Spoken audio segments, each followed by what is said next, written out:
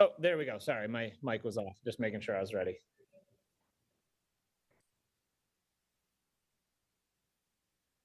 Sure. No worries.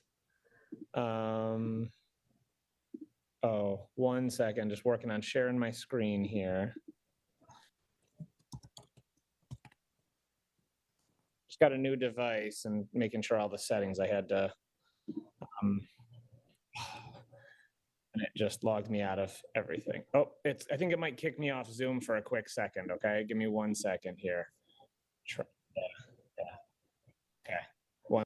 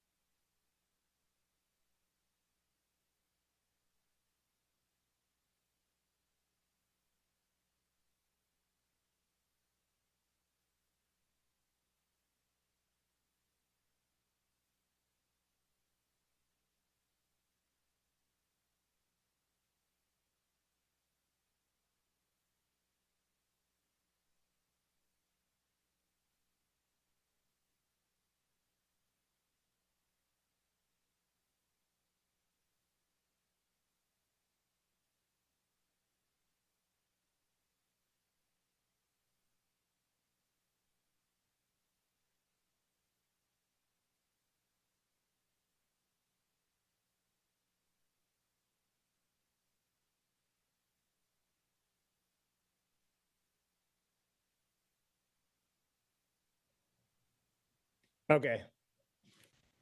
There we go. Now let me see. It was the first time I was using Zoom on this computer, so it was making me log out. There we go. Okay.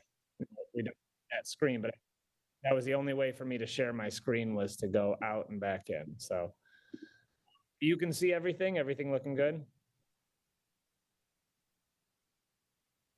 Great. Okay. Thank you.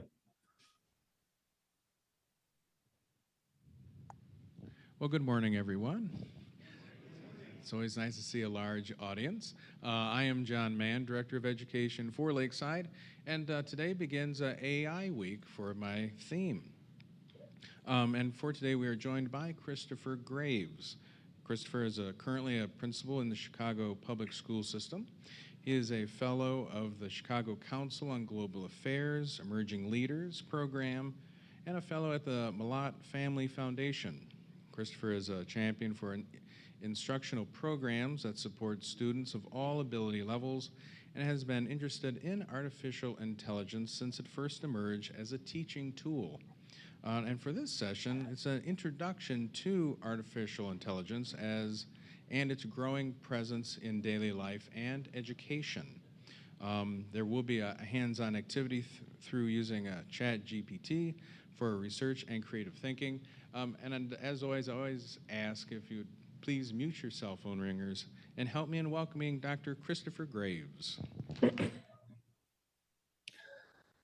Well, thanks everyone.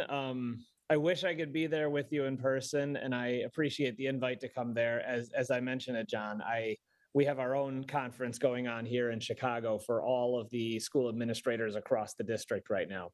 So I'm required to be here, but I was able to step aside, and I hope to join you in person someday.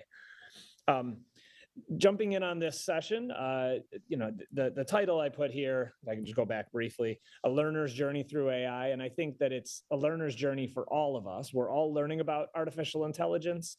And I'm coming from the perspective of an educator, and I'm in my 12th year as a school administrator. So grappling with what does this emerging technology look like for us. So we're going to talk about both. We're going to go between both worlds of the world we all live in, of society, and how artificial intelligence is already affecting a lot of what we may or may not realize. And then also the world of inside the schoolhouse, what does artificial intelligence look like for us as educators and, of course, our students. Brief introduction about me. Thank you, John, for that.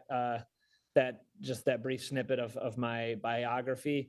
You can see in the bottom right corner here, my wife and one of our dogs. My wife and I have been married over 10 years. I love my family and spending time with them. We have a couple of dogs, that one and then another, and we do a lot of dog volunteering. This summer, my mother and I, in that center bottom picture, visited in the top right corner the birthplace of her father in the Dolomites of Italy. And I mention that because that's similar to the community I work in. We have a high immigrant, high refugee seeking population. And it makes me think it's not all the same, but the journey my family went through, like all or most of us have gone through in some way with our family history. And then in the top there, you see a picture of me with my staff. Of course, I don't really like to show pictures of students necessarily, but I love my staff. I mean, they are the ones doing the work in the building, and I'm there to support their work. And so when we're talking about artificial intelligence, I think about it with all of these groups because it's affecting all of us. I think of what I'm trying to build the capacity of myself and my staff for. And I try to think of how this technology is relevant to all of us. So we're going to dive deeper into this, but just as a brief just overview of how and why I'm digging into this.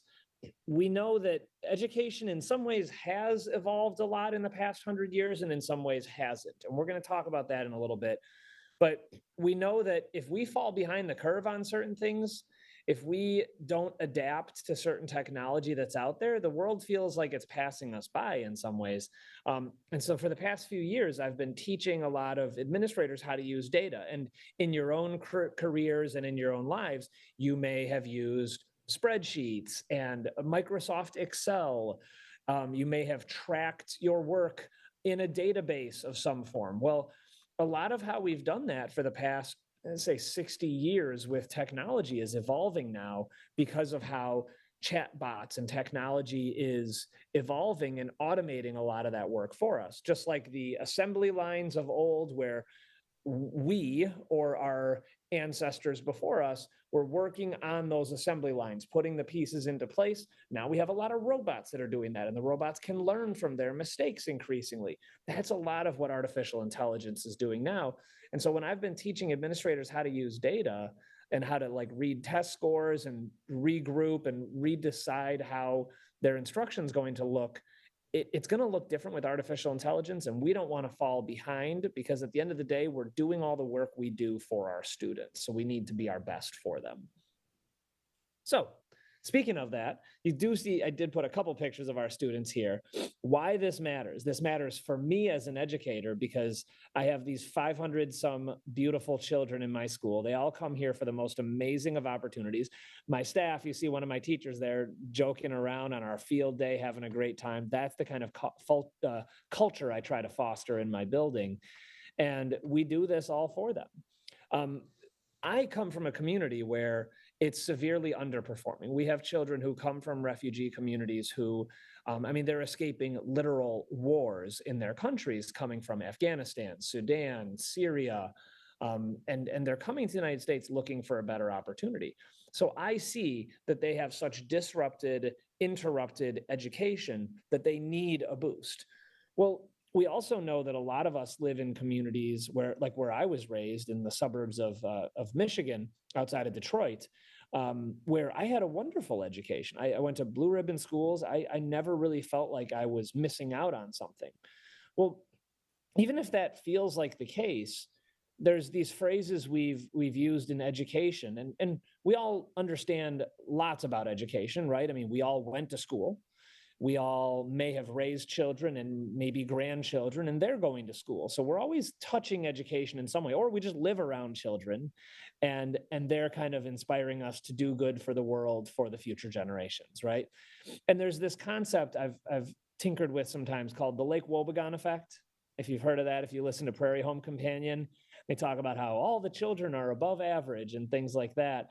Well, we feel like that. We feel like that about public education sometimes, where we feel like our own local schools are doing wonderful things. I always say to families that want to enroll their children in our school, I say, oh, I'll sell you on how this school is the best school there is because I believe it in my heart. We work every day to make this place a great place for children. But at the end of the day, it's your decision, and I have to respect whether you want to send your children here or not.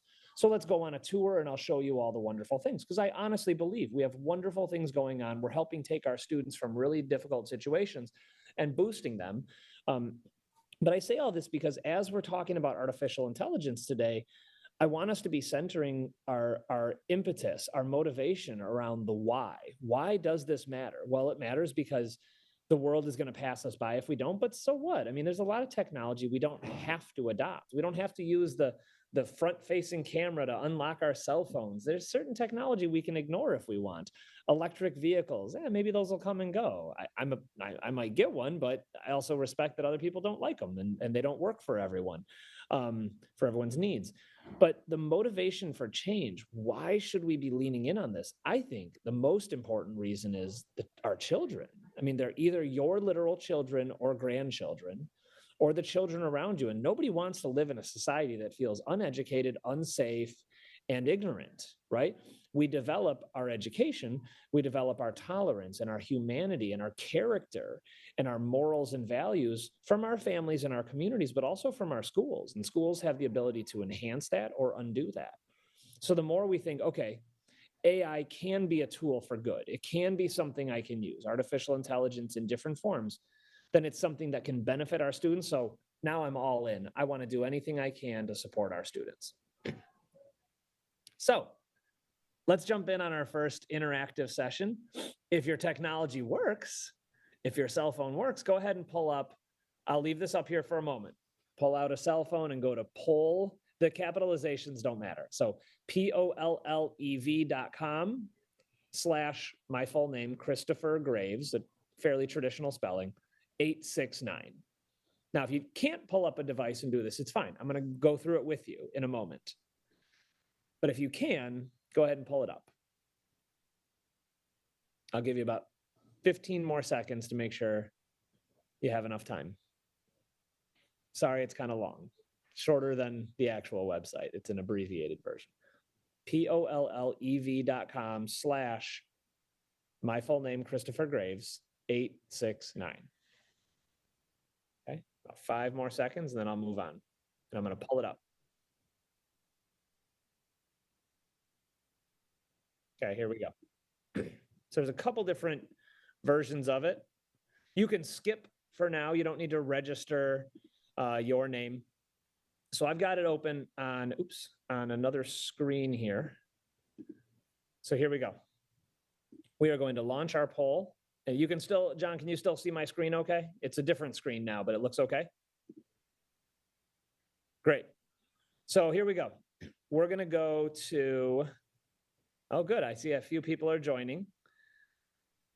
So we're going to, I'll wait just a few more. Now I see people are answering the survey.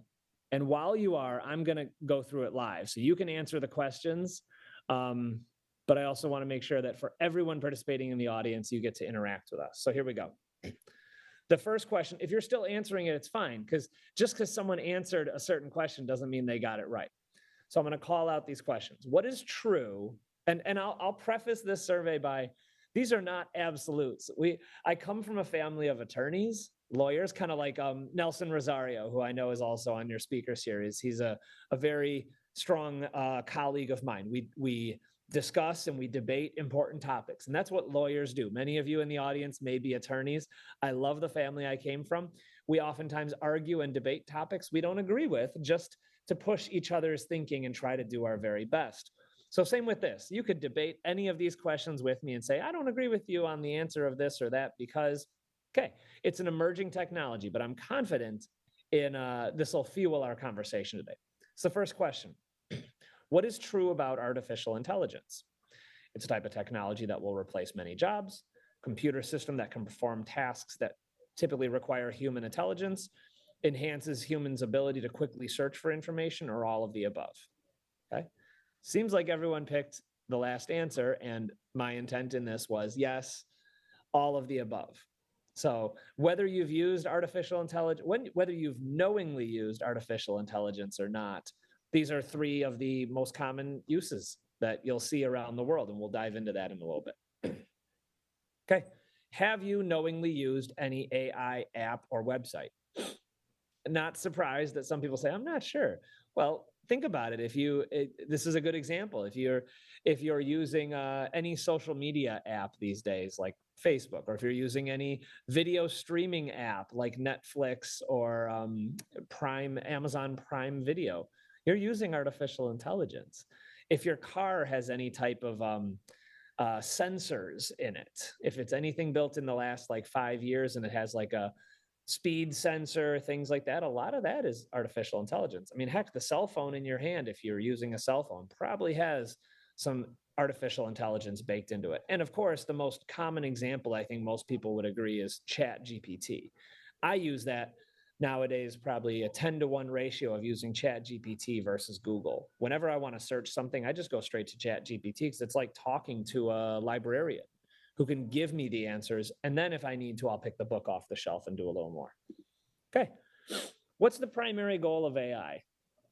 This one might be debatable. Some people might say it is going to replace humans. Well, sure, maybe. I don't know. Who knows what's going to happen in the future? Building faster computers, developing new programming languages. AI can help with a lot of that, but the primary goal is to create systems that can think and act like humans. It's meant to automate. It's artificial intelligence, right? It's not ever going to have the same soul and depth of knowledge that we do, but it is meant to replicate a lot of that, like robots did on the assembly line. Which of the following is not a common application of AI? Well, see, that first answer, self-driving cars, it's not a bad answer because it's not common right now to have self-driving cars, right? But in 5 years, it may.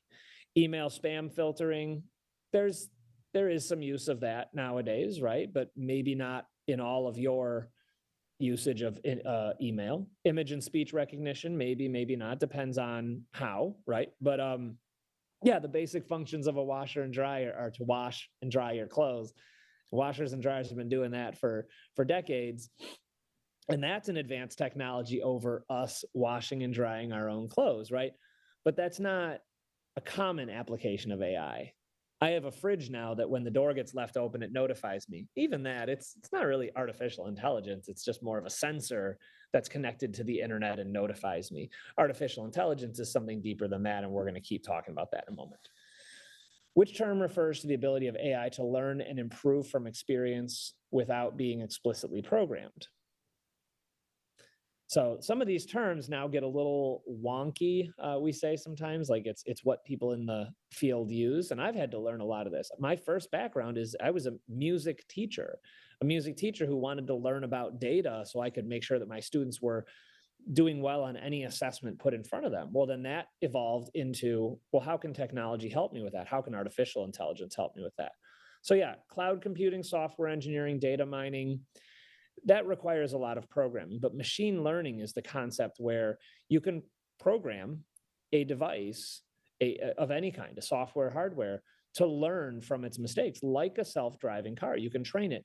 If this happens, then avoid this situation in the future. If you see this type of unfamiliar situation, here's how to navigate that situation. That's what machine learning is, and it's a fascinating field. And a lot of that has implications in education that we're going to get to in a moment. Okay, last two questions. In what ways do you think AI will impact education? That first question was not a trick question. It's the reality of what we see a lot of times. education doesn't look a whole lot different than it did 100 years ago. So how is this really going to make it different? That's a fair question. But I see a lot of people here. This is more subjective than some of the other questions. We're in store for an educational AI sparked revolution. Great that some of you think that. I don't know that I necessarily think that. We'll see. Time will tell. It won't transform education, but will heavily influence how schools function.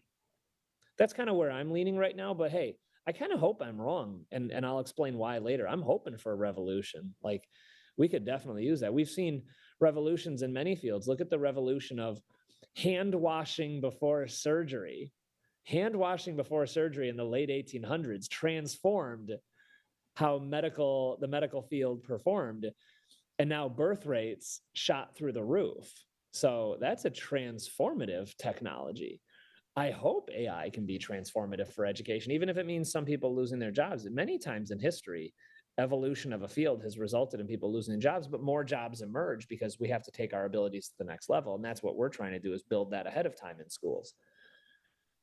Last point, what are your perceptions or predictions about AI in the future? Yeah, I think I definitely agree with you all. Some combination of the choices of good, harm. I really don't know enough yet.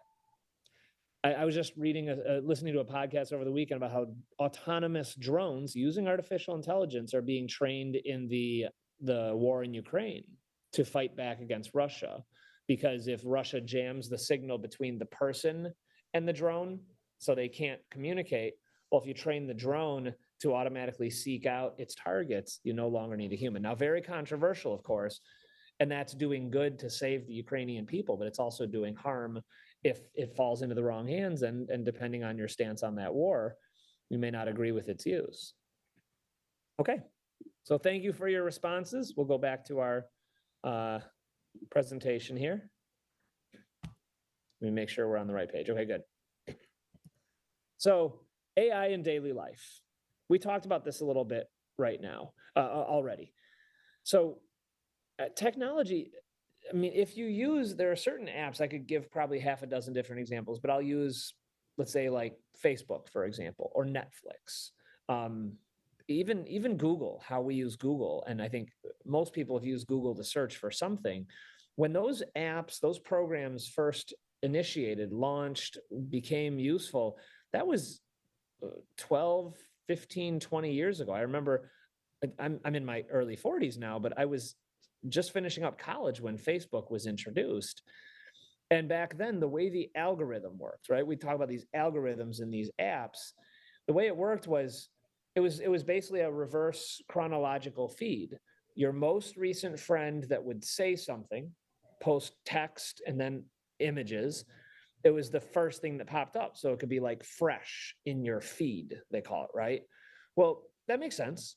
But now with so much information in these social media apps, it's like taking all of our television channels, because a lot of it is news, putting them all in one place. And then you have to decide, like, well, it's like sitting down to your TV. Well, what do I want to watch? What channels do I want to watch? What shows do I want to watch? What shows are on right now?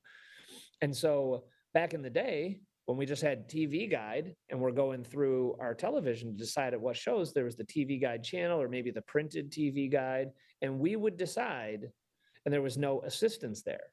Now, you can turn off some of this in the social media apps right now, but what it's doing, I actually like it because it's recommending things for me based on the algorithm, and it's feeding me information that I may be interested in and filtering out stuff I may not be interested, like targeted advertising. I don't need an advertisement for a vacation in Mexico if I'm not interested in going to Mexico. But Japan is my happy place. I'd love to go back there. So feed me some advertisements for discounted flights to Japan.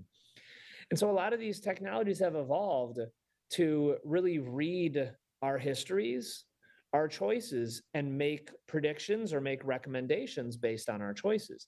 So you think of some of these apps and how before artificial intelligence, they operated one way. And now with artificial intelligence, they operate another way. And so that's how a lot of our life is. I mean, you could, after this conversation, walk outside, walk down the street, and just start to pick some things out. Look at the lampposts and go, well, it probably doesn't have artificial intelligence right now, but it could, right? It could sense and read weather patterns and trends and also engage into discussion with locally elected officials about when the lamps should turn on and off, the air conditioning in a building, when should the temperature rise and fall, our utility bills, whether we realize it or not, are oftentimes feeding a lot of this information into machine learning to figure out people's habits. And that's without some of the fancy Nest sensors. I mean, just your meter right now is sending information to your utility company, and what they're doing with it is probably artificial intelligence based. So, and none of this is necessarily evil or bad, or, sometimes we think about our own privacy and they're taking my data. Well, sure, but our data in that form, aggregate data, is being taken all the time, right? I mean, look, you drive down the road, there are cameras sensing every car driving by. They're reading traffic pattern data to determine, do we need to widen the free? Like, sometimes that's good for us, but it is debatable too. We may not always agree with it. Let me switch over here for a moment. I do want to just pull up ChatGPT. And so it seems like a lot of you have tinkered with this already. So if you have, you can still see my screen, John? Yeah? Okay, great. Just making sure. So here's another, we're going to do a slightly interactive session here, where I'm going to model a couple things, and then we're going to come back to this in a minute, where you can prompt yourself. And if you have ChatGPT, you can download, you can go to the app store on your phone if you have a cell phone. And I forget which one I download, because the store is going to try to sell you on a bunch of different apps. So I use one, it's called ChatGPT, right on my phone. I have a paid account, but you can do most of what I'm about to do without the paid account. So try asking it some questions. I'll ask it, if I were to drive from Chicago, Illinois to Lakeside, Ohio, in a Tesla Model Y. I want to give it a specific electric vehicle. How many times would I need to refuel? Where and how much will it cost me? It's just a simple question. And I like asking it a mathematical question because it'll usually do the mathematical calculation right in front of me. So let's see if it does that. And you may not be able to read this too well, so I'll just point out a couple things. It's telling me, first, it's telling me what it's going to do. To determine how many times, we will need to know this: the distance, the range, the locations of chargers. Okay, great. Now it starts to calculate all of this out. Cost calculation. Tesla chargers, vary in cost, but here's an average amount. And for this, it gave me everything I needed. Now, it could be wrong, though. I once asked, just like back in the day, if we used Wikipedia, probably 10, 15 years ago, it made a lot of mistakes. People could go in there and manipulate it and play tricks on it. Now, think about that, how ChatGPT and other artificial intelligence programs, software programs, are using the entire internet. They're scraping from the internet all their information. They don't have a brain, right? They're pulling what's out there and feeding it back to you. So I asked it, I'm not a huge Formula One racing fan, but I watched and I saw Hampton won a recent race. And I asked, well, who are the winningest racers of all time? And it pointed out that he's like the winningest racer of all time. But when it showed me the top 10, it left out Max Verstappen, who's one of the winningest racers of all time. Not a big deal. Most of you probably don't care. I don't really care too much about Formula One racing, but it was just interesting that it made such a glaring mistake. And I don't know why. Maybe it pulled it from a website from 10, 15 years ago, but we still have to fact check our information and make sure we're getting it right. And that makes me think of our use cases in education as well. So we're going to come back to ChatGPT in a minute, especially if we still have time. I want to be mindful that by about, what, John, I think about 10, 15 or so, we should pause for questions. Does that sound right? Okay. Okay. So moving on. AI in education, right? That is the primary reason for us coming together today. So let's talk about this. Like we said about apps and programs in our daily lives that are evolving to increasingly include artificial intelligence, the same is happening in schools. And some of you in the room may be educators now or were educators at one time. Or like I said, you have children in your lives somehow, either in your own home, in your family's homes, or in your neighborhood. So there's this concept we use called like personalized learning. And it can feel like a little bit of a radical concept. Typically the way we all learn, myself included, was the teacher had the curriculum, they taught it, you go through at a certain sequence, a certain pacing, you get a quiz, you get a test. If you learn it, you move on. If you don't, you might get some remedial instruction of some kind. Okay. It was all teacher driven, textbook driven. Well, you can imagine nowadays with technology, right? We have so many more resources at our fingertips and we can do so much more. But how artificial intelligence is enhancing that is very unique. So we have this framework we've been using for about 15 years or more called SAMR, where it's how transformative is the technology: substitution, augmentation, modification, or reimagination. Reimagination is the goal. And even just about 10 years ago, I've been in administration now. I'm in my 12th year. And I remember when I started in school leadership, how we used personalized learning was more adaptive learning. So you imagine how this works. If you're taking a quiz on a computer, a test of some kind, you get a question right, it gives you a more challenging question. You get a question wrong, it might give you an easier question. If you get a bunch of questions right about the same concept, in math, maybe it's 2-digit by 2-digit multiplication. In reading, it might be main idea and supporting details. If you get enough questions right, it stops asking you those questions because it can tell that you've learned that concept, and it might inject a few other questions. And over time, it starts to give this information to the teacher. Here's what your students have learned. Makes sense, right? We've been doing that for over 10 years now, and the programs we've been using have been getting better and better at that. What artificial intelligence is now able to help us do is help us gather more information on our students.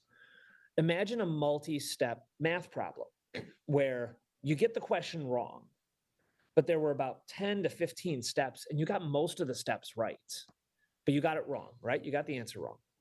Then you do another question, same thing, another question, another question, another question. Before that teacher even looks at that student's results, that artificial intelligence can learn based on scraping the internet, plus being fed a lot of high quality mathematics, and now learning from the student. And now it can interact with the student as a tutor and say, it seems like you've been making a mistake consistently in this step in the equation. Let's revisit that concept and go over that together. It can also feed that information to the teacher to say, of your 24 students in your class, these 4 are really struggling with the concept of regrouping after division, regrouping. Here are some materials that you can use with your students, either print, because at some point kids have enough screen time. So now the teacher can print it off, mark it up, put their answers back into the computer, or it can give them an autonomous app to work on. And then the teacher can circulate and monitor, how are they doing on that? I want to interact with my students when they're working on this app to see what they're learning. So that's one of the most amazing opportunities, I think, for us educators, is to feel like we have other people in the room that can support us. They're not going to make the decision for us because the AI is never going to notice when, little Susie comes to school crying because her parents had a loud argument and she couldn't get a good night's sleep, right? That's not something the AI is going to notice. Even if Susie is journaling about it and it's analyzing, that's really personal and private. I don't know that I'd want artificial intelligence learning that much about children, but the teacher can assess students' willingness and readiness to learn, and then couple that with all of the advice it's getting, and it can make the decision still at the end of the day. The other big transformative thing is I don't say transformative, that's a little aggressive, but the supportive thing is the rapidity, the rapidness by which we are able to get that feedback. You remember probably how it was for when you went to school. Like me, the teacher taught for several days. Then we took a quiz. And when we took that quiz, it kind of told the teacher, did we learn it or not, right? Or it told the teacher what grade to put in the grade book. Now, so much of that is so dynamic. Every 10, 15, 20 minutes or less, we can get more feedback. Imagine all of the things you could put in a classroom. You could put cameras, microphones. Those cameras and microphones can pick up on individual students. It could be the teacher sitting at the front of the room and students in rows. It could be students working at desks in groups, in little clusters around the room. And within each room, just like we're doing right now, there's a microphone and a camera picking up my voice and yours. That can be doing the same thing, and it can identify people's voices and decide, what is Johnny really able to understand about this concept? And then it can feed that information back to the teacher, or it can interact with the groups as well. They could push a button on some type of device on their table, and it can reiterate what they're saying back to them and coach them. So I make all this sound amazing, I hope, because I think there's some pretty interesting things, but there's a lot of limitations and a lot of considerations that we're going to get into in a second. You can see a few other things on the bullet points here, but in the interest of time, I'm going to keep moving on. AI for everyone. This is what, let me see, in the interest of time, it's already 10:07. I think let's come back to this if we have a moment, because we already did look at ChatGPT a little bit. But I do want to just highlight a couple of the other features in our daily lives, because the more we all understand about artificial intelligence, like I said, the more we understand how we can support learners around us. I think a lot of us are kind of, myself included, like I'm kind of happy with the technology I know. I don't really always feel the need to learn new technology unless it's beneficial to me. I think a lot of like Gen Z and Gen Alpha, these younger folks, like creating content on social media and monetizing it, becoming TikTok stars and all the dance trends, like great for them. I have no interest in that. But as an educator, I definitely need to be learning all this technology so that I know how it can benefit my students and how it might not be used properly in the school. So anyway, let's keep moving. Okay, we talked about this a little bit, and since we're coming up on the last like 5 minutes or so before we open it up to questions, I want to just reiterate a couple things, and we're going to pull one thing up here. Like I said, artificial intelligence has a lot of potential to do some amazing things in the classroom, but it's also not going to replace teachers. It may replace some type of assistance in the classroom. In a school like mine, most of the assistants around the building are not operationally wasteful.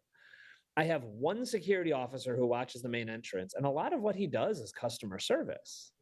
I don't really want a robot replacing that. We have 3 custodians. I guess a robot could replace maybe 1 or 2 of them, but we still need one person going around making sure that everything did get cleaned, right? Our building engineer makes sure that everything's working. I guess that could be replaced, but I don't know. In every single school building looking different, there's still someone that needs to go around and squeeze into the tiny places and plug the leaking holes and rewire an electrical outlet. And same within the classroom. Most of my classroom assistants are with students with special needs, and they build a really personal relationships with those students. And so it's hard for me to fathom a robot replacing that. I mean, we watch science fiction movies where we see that happening. I just don't really think that's ever going to happen, that we're going to have these like autonomous automaton robots replacing humans in everyday society, like in the Jetsons or something like that. But in school, there's an amazing opportunity. We think of the technologies of the past, right? When the calculator was invented, when computers became useful in classrooms, and we could type in ways that we could type differently from a typewriter, right? I have a few typewriters. My wife's an artist and she uses them for photography a lot. So I like to tinker with them. They're fun and they're nostalgic, but you can't send things to other people, right? You can't save your information, go back and edit it, right? With the internet, of course, now on top of everything that was first available with a computer, now you can go anywhere in the world, learn anything in the world. We've phased out Encyclopedia Britannicas in favor of information that is readily available on the internet. So it's enhancing in some way. SAMR, that acronym I used, debatable which one is it substituting, augmenting, modifying, or reimagining. But either way, it is enhancing our abilities in some ways, right? So let's give a couple concrete examples of what this looks like in the classroom. And as we do this, because I gave some hypotheticals a moment ago, but let me tell you like a few things that you do see in schools and you can. So like something you could do right now, if you were a teacher and you have a summer school classroom, you go back to your classroom right now. So this right here is called the depth of knowledge wheel, we call it. In any school in America, there's a good chance people have heard of this or something like it. And so level one, you look at level one, this is a lot of what we do in our daily lives all the time. Recall, telling stories of the past, right? There's recall, recite, memorize, identify. I mean, it's the basics of education. When I go into classrooms every day. When I go in and this is all I see, I'm getting a little worried. Like, why are we not pushing students to think more deeply? Level two is skill concept. We're applying what we've learned, right? Level three is strategic thinking. We're critiquing, formulating, and then level four is really the most artistically creative. Sorry, they're going to use this room in a little bit. Designing, connecting, synthesizing, applying concepts. When you look at levels 3 and 4, the way we try to work in schools as instructional designers is to float between all 4 of these. Imagine how a lesson works. I'm going to access some prior knowledge in my students when I'm teaching. Well, that's levels 1 and 2. Their prior knowledge to remember what I taught them yesterday and to apply what they learned yesterday or last week or last month. But a lot of that could be done with a bot, right? They could get to class and immediately do some type of activity on an iPad or a computer that accesses things they've learned. And if they forget it, it reteaches it to them right then and there. While I'm helping students who might be more advanced or might be struggling more as a teacher, okay? I can circulate around. I'm freed up to help individuals. But really, strategic thinking and extending thinking, that's something that is going to be really... We can do a lot of that with AI, but think of how we can go beyond what's possible with AI. So let me give a concrete example. Let's say I'm teaching students about the upcoming presidential election, and I want them to do some research on major party candidates. Okay. A lot of that, why would I tell the students don't use ChatGPT? I'd rather it be kind of like Wikipedia was about 20 years ago. Use ChatGPT. I'm actually going to require you to use ChatGPT, but I'm going to make you check your sources. What if it tells you that Donald Trump was born in 1857? Well, if you turn that information in, it's not accurate. It should help you brainstorm and start, but then you got to check your sources. It might teach you 5 important things you want to tell your class about how Joe Biden would make important foreign policy decisions. Okay, you can look some of that up and then reference back to make sure it's accurate. Now, going beyond what's possible with AI, what if I, as the teacher, ask my students, I want you to debate Joe Biden. I want you to debate Donald Trump. There's going to be a 3-way debate, Biden, Trump, and you. And you're a different party candidate. Now, of course, they could ask ChatGPT, give me a coherent argument that I could use in a debate against Donald Trump and Joe Biden. Sure. But then once we get into that debate, if their peers are asking them questions, they're not going to then pull up ChatGPT. They've got to be prepared with talking points. So maybe I just give the student, depending on their age, maybe they're middle school grade students, I might say, go deep on one concept, do the research using ChatGPT. But now when you get into real life and you're in that debate, you have to stand on your own feet. You can have your notes right there. I mean, they do that in presidential debates, right? But that strategic thinking and that extending of the thinking in levels 3 and 4, that's where they're really going to have to work on their own. Developing a logical argument. You might use ChatGPT to start that, but then if I ask you a follow-up question, now you're on your own. And really, I think to pull all this together and go back to the session here, that's what the calculator did for us, right? Before the calculator, we had to do all those mental calculations. Well, why resist the technology? I mean, every day I got gas this morning. I got groceries yesterday. I was working on some of my bills over the weekend. And yeah, of course I use the calculator almost every single time, or, the gas pump's calculating for me. But it's made our lives so much easier. And any good teacher is still going to make me learn the math so I can do a lot of mental calculations right there in the grocery store. Do I want to buy this box of cereal that's the family size, it's a better rate, or do I want to buy this one that's cheaper and save a little money, but I don't get as much for my money, right? That's still the strategic decision. And I did a little bit of a mental calculation, but I could also use a calculator and kind of deduce what it's going to help me with. So, so when I think about what's possible, I think of the same thing. Like what are the jobs and the world we're preparing our children for? Well, places where we're going to increasingly need to use a lot of these high quality skills, these critical thinking skills. It's why we have so many immigrants who come to our country for their education. You look at any American university and you have a decent percentage of people coming from other countries because they know our universities are the best in the world, because we're teaching them really interesting ways of thinking and ways of approaching these concepts. We value in America these concepts of individualism and free thought, freedom of speech, liberal thought, not necessarily liberal democracy, Republican political ideology, but just critically thinking about these topics and criticizing our own government. And so I feel like, in summary, like technology is never going to replace some of the beautiful things that we are able to do. We're going to be able to, in schools, especially schools like ours, we always feel like we're progressive here in Chicago with like equitable outcomes, fair outcomes for students. So let's leverage this and make sure that we can use it for good.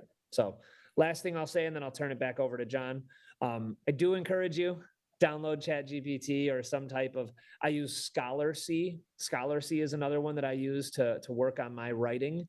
If I want to write, I finished my dissertation right before ChatGPT came out, which is probably good. I use all my own brain for it. But a lot of what's possible with Grammarly or ScholarC, it helps us with our writing. And that's something I don't even really touch much in terms of what AI can do for students and plagiarizing. That's a whole nother concept. That would take a whole hour in itself.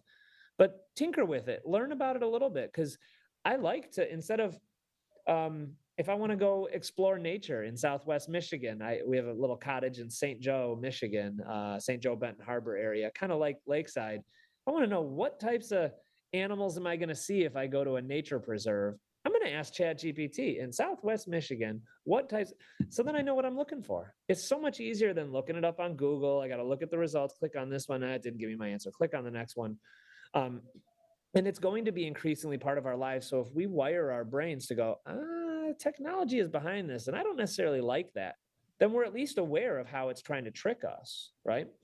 I almost got suckered into a scam on Facebook through an ad that told me a discount on such and such.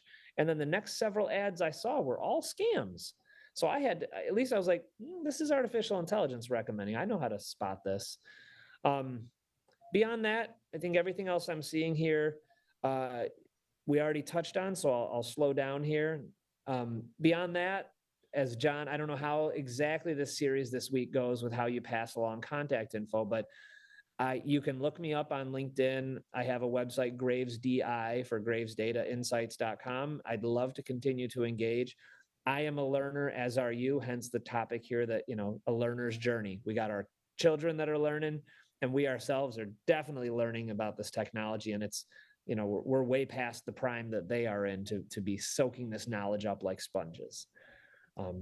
So I'll pause there, because I know your time is precious and you probably have beautiful things you want to go be doing outside of this building when we're done. And John, if there are any questions, I'm happy to take them.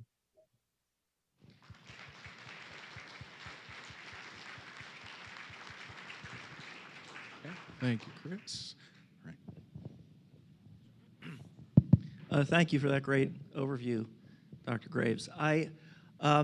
You touched on it at the end here, and I think it's an important issue that we screen personal statements for people applying to higher level graduate schools and other things. And the students are relying a lot on ChatGPT and others to write these for them.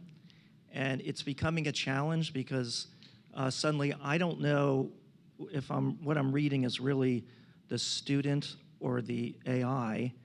And I really get concerned that, they can do those in a few seconds and have an essay written, where in the past we had to do the hard work of thinking through it, how we structured our thought, how we and now they just put in a few of their key characteristics and out comes the essay. And so choosing people based on that is no longer enough, because I'm not really even sure whose I'm reading. So I just wonder about that. And eventually I wonder whether if we do virtual interviews, am I looking at a bot or am I actually looking at the actual student? But that's a whole other. And so I'm just, that one area alone has me concerned about, it's the easier way to go, and you certainly get a very good product. It reads very well. I'm kind of learning how to spot those things in some of those essays, but I think it's still a challenge. And I wonder if students going all the way back to high school or middle school are going to start finding the easy way out. And in a way, we don't know who we're dealing with. Is it somebody else besides the student? So anyway, I just bring that up as one example. There are several, but that's one. Yeah.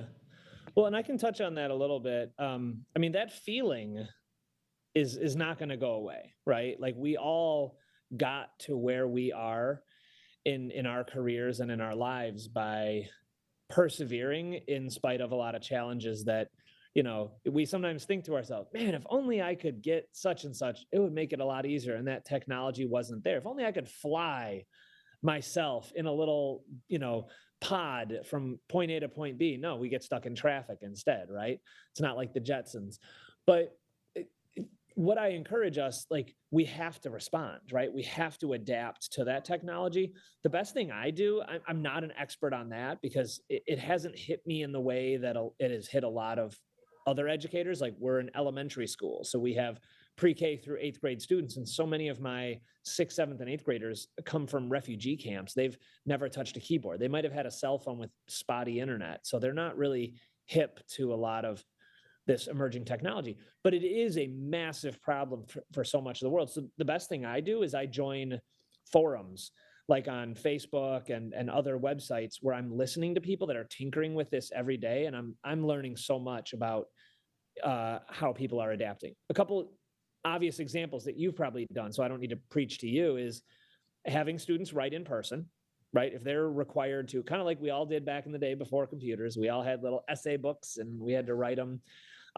Have them write, have them talk in person, right? Where they're having to explore maybe either the beginning of a concept before they do the research using AI, or let them do the research, like I said, and then have them write and have them talk without the device after they've absorbed some of that knowledge. But I think of it like how a lot of students are always so much more clever than us because they're growing up with this technology like literally in their hands. They're always going to try to, and oftentimes succeed in staying one step ahead of us. Like, we're in the role doing the job every day. They are trying to hack, so to speak, what we're doing. And there are companies out there trying to help them hack it. So the more we get frustrated by that, the more we're just going to be frustrated. So I say we try to find ways around it to teach those critical thinking skills, because I'm not willing to compromise and say, no, just let them do it and that's that. No, we need, how are we pushing those critical thinking skills in different ways? But also, how can we embrace the technology like we did with the internet itself, with the computer, with Wikipedia and things like that. So, but it is a massive issue. I don't know many students that have that access that aren't, you know, either what you call it plagiarizing or at least, you know, getting brainstormed thought from ChatGPT. So I wish I had a more magical solution for you. So on the way down here this morning, my news feed gave me an article called "Is AI a Bubble?"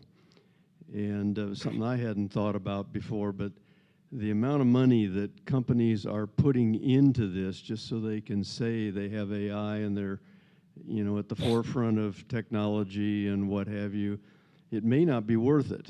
And at some point, there's not enough bang for the buck. If there's not enough money coming into these corporations, you know, it's just going to kind of die on a vine.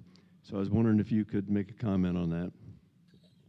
Yeah, I bet your other speakers throughout this week will all have their own commentary on that. My background's not in like economics and like the bubble of markets. I do think that is a bubble that is going to burst. I mean, look at how the internet was. Of course, housing bubbles burst all the time, and then it's cyclical. Crypto, I mean, Nelson Rosario coming to speak with you, he has a strong background in cryptocurrency. That bubble keeps evolving. So I do think the bubble in terms of the amount of companies out there trying to use AI is going to burst. I'm from the Detroit area. The auto industry of Detroit has certainly burst, and that was much of my childhood, seeing the economy tank. But now there's a resurgence in Detroit as they've kind of, like a lot of the Midwest, right, with redefining technologies. I can't fathom that the concept of and the emergence of AI into our daily lives will ever burst in and of itself, because I look at it like, I think the best analogy is like the internet. We use the internet for so much these days. I can't imagine the concept of the internet bursting. Same with this. The technology is so useful in so many ways that there are ways that we can shield ourselves from it, like we do the internet. I like when I go to the beach, hopefully like in Lakeside, Ohio. When I go to the beach in Southwest Michigan, I can't access the internet. And it is a lovely thing because we are so addicted to it nowadays. But I just can't fathom that that by and large, everyday society is going to say, this is not useful to us. We need to essentially go back to avoiding artificial intelligence. I could be wrong. And in some ways, I kind of hope I am wrong, because I see so many mistakes with AI, autonomous driving accidents, but maybe it's safer than humans. I just think that the bubble of some of the innovation that's out there will burst, but there will be a lot of staying power behind some of the ubiquitous usage of artificial intelligence to make our lives easier, to get information into our hands in ways that was previously more cumbersome, before some of this machine learning. But we'll see.